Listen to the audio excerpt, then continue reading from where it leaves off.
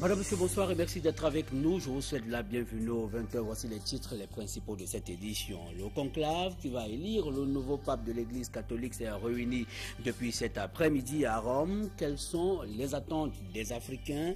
Vous écouterez la réaction des Camerounais dans ce journal dont la seconde partie sera meublée par un documentaire exclusif sur le conclave qui va élire le successeur de Benoît XVI. C'est sur Equinox Télévision. Et le ciel reste brumé sur la société Lobus à Yaoundé, la capitale politique du Cameroun. Le personnel de cette entreprise est en grève depuis 2 jours. Les infortunés réclament plusieurs mois d'arriérés de salaire. Des images dans ce journal. Je vous retrouve dans un très court instant pour les détails.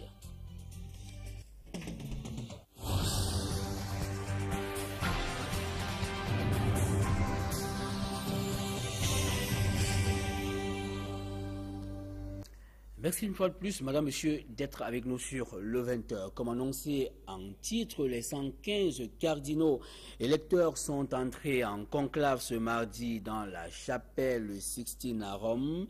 La main posée sur l'évangile, chacun d'entre eux a juré de garder le secret absolu de l'élection du 266e successeur de Saint-Pierre. La fumée blanche pourra être visible avant la fin de cette semaine. Demain mercredi, il y aura 4 tours de vote, dont 2 le matin et 2 dans l'après-midi. 115 cardinaux, dont 11 Africains y prennent part. Ils sont réunis au sein de ce conclave qui devrait aboutir à l'élection du nouveau souverain pontife de l'Église catholique. Au sujet des attentes des Camerounais, voici la réaction de quelques-uns dans ce reportage signé Pierre Laverdu-Rombang. Plus que quelques heures et le monde chrétien catholique connaîtra son nouveau pape.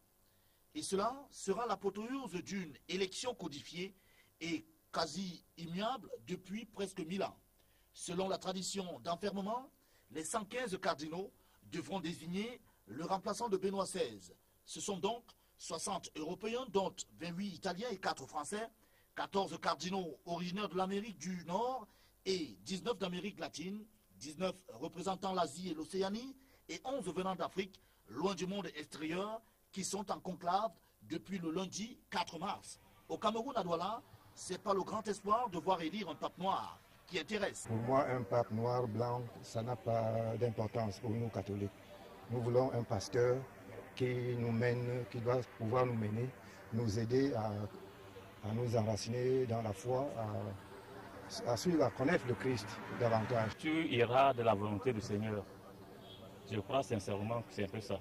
Mais je ne serais pas surpris, n'est-ce pas, qu'il y ait quand même un pape africain. À l'archidiocèse de Douala, où des messes sont organisées pour appeler l'onction divine à guider le choix des cardinaux, un pape reste un pape, quelles que soient ses origines. Que le pape soit blanc, qu'il soit noir, qu'il soit jaune, nous voulons uniquement avoir un père, vicaire du Christ, comme celui qui s'est résigné à sa fonction uniquement. Et le reste, la couleur n'est pas importante. Si les habitués des questions pontificales et autres experts croient que tout reste serré, il faut encore attendre jusqu'à la prononciation du Habemus Papam, un pape noir. Attendons de voir. Voilà, en politique, à présent, aucune loi ne prive Kavaï Yégué Djibril de postuler au sénatorial annoncé pour le 14 avril de cette année. Des constitutionnalistes tranchent ainsi le débat qui anime l'opinion depuis la nouvelle sur l'annonce de la candidature du président actuel de l'Assemblée nationale. Seulement, si ce dernier est élu, il ne pourra pas cumuler les 2 fonctions. Des détails dans ce reportage signé Marcelin Gangsop. Kavaï Yégué Djibril, candidat au sénatorial. L'information anime les débats dans les chaumières depuis quelques jours. Entre ceux qui pensent que c'est son droit le plus absolu et ceux qui disent le contraire, les échanges sont houleux. Mais les constitutionnalistes sont formels. Rien ne prive ce citoyen camerounais du droit de figurer parmi ceux qui vont écrire les premières pages du Sénat dans notre pays. Ce n'est pas le Kavaï Djibril, le président de l'Assemblée nationale, qui est candidat. C'est Kavaï Djibril, citoyen, qui est candidat. Et dans la Constitution, dans les lois qui organisent les élections au Cameroun, il n'est nulle part écrit que le président de l'Assemblée nationale ne peut pas être candidat au Sénat. C'est peut-être là, on peut dire, une lacune ou un vide juridique, mais c'est dans le bon sens. On ne pouvait pas le prévoir dans les dispositions légales organisant les élections ou dans la Constitution. D'où, comme citoyen, il peut présenter sa candidature. Sauf que si Kava Yégué Djibril est élu au soir du 14 avril, il devra alors opérer un choix. Il y a une autre loi qui interdit le cumul des fonctions et des responsabilités. Bon, si maintenant il est élu, il va falloir choisir. En dehors de Kava Yégué Djibril, plusieurs députés ont également manifesté leur intention de postuler à un siège au Sénat. Des informations puisées à bonne source parlent d'une dizaine de candidatures déjà enregistrées. Des citoyens camerounais dont les cœurs balancent, battant en même temps pour la chambre basse qui a déjà imprimé ses marques et pour la chambre haute qui se cherche encore. La vérité des urnes tranchera bientôt. Et les partis politiques, notamment de l'opposition, continuent de s'activer en vue de ces sénatoriales. Après avoir annoncé sa participation à ces échéances électorales prévues pour cette année, le principal parti politique de l'opposition, le SJF, appelle à la mobilisation de ses conseillers municipaux pour rafler des places dans les exécutifs à dominance RDPC. Samuel Tchofa et Serge-Alain Otto. Kava Yégué Djibril, candidat au sénatorial. L'information anime les débats dans les chaumières depuis quelques jours. Entre ceux qui pensent que c'est son droit le plus absolu et ceux qui disent le contraire, les échanges sont houleux. Mais les constitutionnalistes sont formels. Rien ne prive ce citoyen camerounais du droit de figurer parmi ceux qui vont écrire les premières pages du Sénat dans notre pays. Ce n'est pas le Kava Yégué Djibril, le président de l'Assemblée nationale, qui est candidat. C'est Kava Yégué Djibril, citoyen, qui est candidat. Et dans la Constitution, dans les lois qui organisent les élections au Cameroun, il n'est nulle part écrit que le président de l'Assemblée nationale ne peut pas être candidat au Sénat. C'est peut-être là, on peut dire, une lacune ou un vide juridique, mais c'est dans le bon sens. On ne pouvait pas le prévoir dans les dispositions légales organisant les élections ou dans la Constitution. D'où, comme citoyen, il peut présenter sa candidature. Sauf que si Kava Yégué Djibril est élu au soir du 14 avril, il devra alors opérer un choix. Il y a une autre loi qui interdit le cumul des fonctions et des responsabilités. Bon, si maintenant il est élu, il va falloir choisir. En dehors de Kava Yégué Djibril, plusieurs députés ont également manifesté leur intention de postuler à un siège au Sénat. Des informations puisées à bonne source parlent d'une dizaine de candidatures déjà enregistrées. Des citoyens camerounais dont les cœurs balancent, battant en même temps pour la chambre basse qui a déjà imprimé ses marques et pour la chambre haute qui se cherche encore. La vérité des urnes tranchera bientôt. Voilà, ce débat est donc ainsi tranché par des constitutionnalistes qui pensent clairement qu'aucune loi ne prive le président actuel de l'Assemblée nationale de se porter candidat au sénatorial prévu pour cette année. L'UDC ne fait pas piètre figure au sénatorial de cette année. Le parti politique d'Adamou Ndamjoya affûte ses armes pendant que l'UNDP poursuit l'investiture dans son état-major. Une fois en Maxime Gangsop.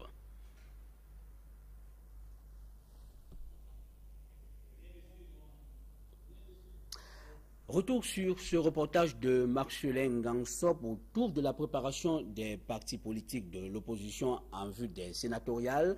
On note que l'UDC d'Adamou Ndamjoya affûte ses armes alors que l'UNDP, ce parti au sein duquel les investitures des candidatures se poursuivent.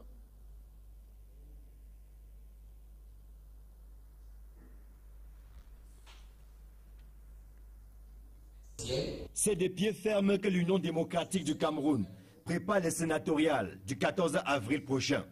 Il n'est pas question pour ce parti de rater le train de l'histoire. celui qui conduit à la mise en place du premier Sénat dans notre pays. C'est sans aucune surprise que nous allons au sénatorial. Nous sommes prêts pour participer à ces élections, et les élections sont des moments de grand développement, de grandes réflexions sur les questions du pays, sur l'évolution. Et aujourd'hui, les élections, il y aura des élus, il y en a qui ne seront pas élus, demain d'autres élections. C'est ça la vocation d'une formation politique, et c'est dans des dynamiques que nous nous situons à l'UDC. Suffisamment implanté dans le département du Noun, l'UDC n'entend pas faire piètre figure. Quand on va aux élections, c'est pour gagner. On va gagner. Alors, si on ne gagne pas aujourd'hui, demain on va gagner. C'est ça, on s'attend, on s'organise en conséquence. Ouais, nos militants sont prêts. Et vous savez, nous avons des conseillers municipaux qui constituent le collège électoral. Il y a un bon nombre à l'ouest, dans la région de l'ouest, où nous sommes représentés, où on va présenter une liste. À l'Union nationale pour la démocratie et le progrès, on affûte également les armes.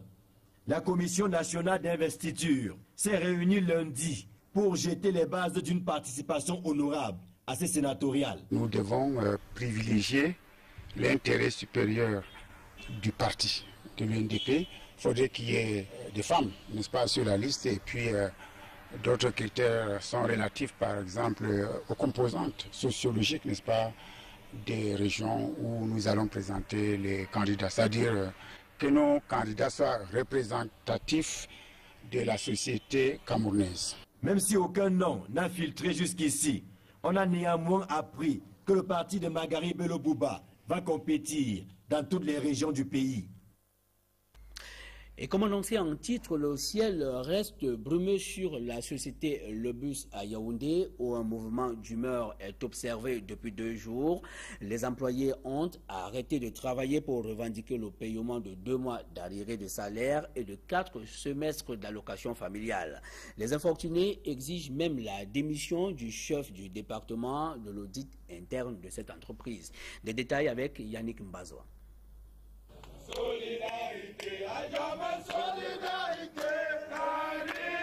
L'émotion était grande,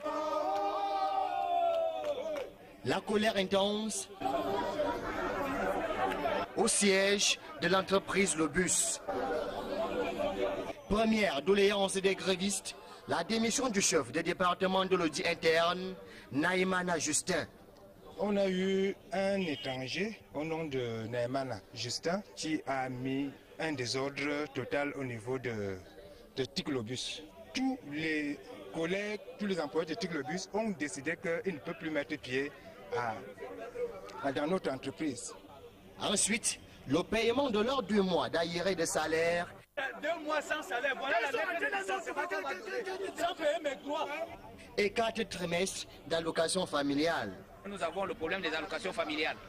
On a 4 trimestres qui ne sont pas payés. Le dernier trimestre qu'on a payé, c'est le premier trimestre de l'an 2012. S'ajoute la réintégration de leurs collègues licenciés le 8 mars dernier.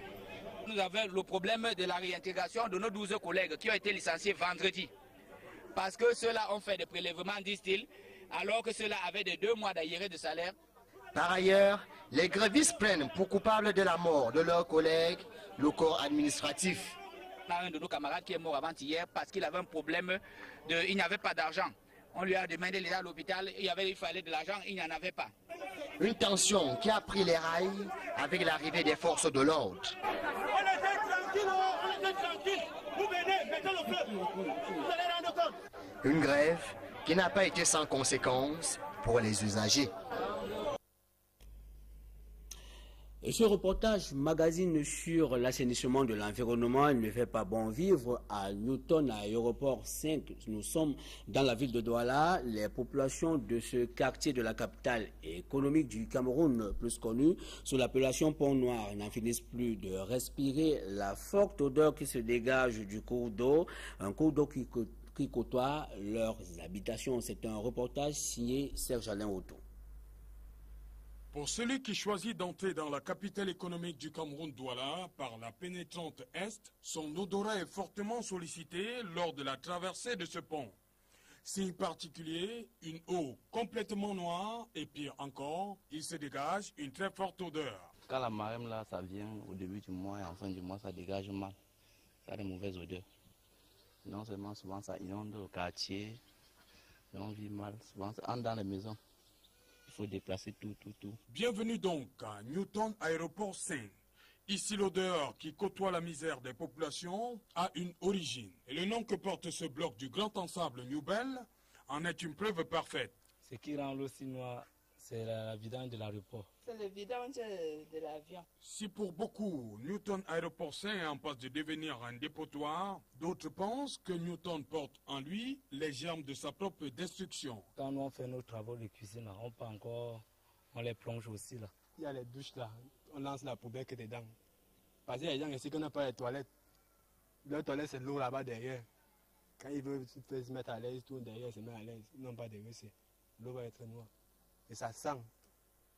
Tu ne peux pas être à l'aise. Quand le camarade vient, tu ne peux pas être à l'aise au quartier. Newton Aéroport 5, un spectacle désolant à l'entrée de celle qui est longtemps restée la porte d'entrée et de sortie du Cameroun. Les populations résignées ne manquent pas d'astuces au moment de la furie de leur fleuve noir. Quand ça commence à dégager, il y a juste les parfums pour essayer de repousser les odeurs. Donc, nous sommes obligés de rester dedans, essayer de fermer les portes là, pour que les enfants ne sortent plus. Pendant que les humains se plaignent des odeurs pestilentielles, le linge, lui, continue de profiter du soleil et aussi de l'air pollué venant de ce long fleuve tranquille et surtout très noir. Voilà, madame, monsieur, c'est la fin de la première partie de ce journal, comme annoncé à l'entame de cette édition. Dans la seconde partie, je vous propose ce documentaire exclusif sur Equinox Télévision, un documentaire sur le conclave qui va élire le nouveau souverain pontife. C'est tout de suite.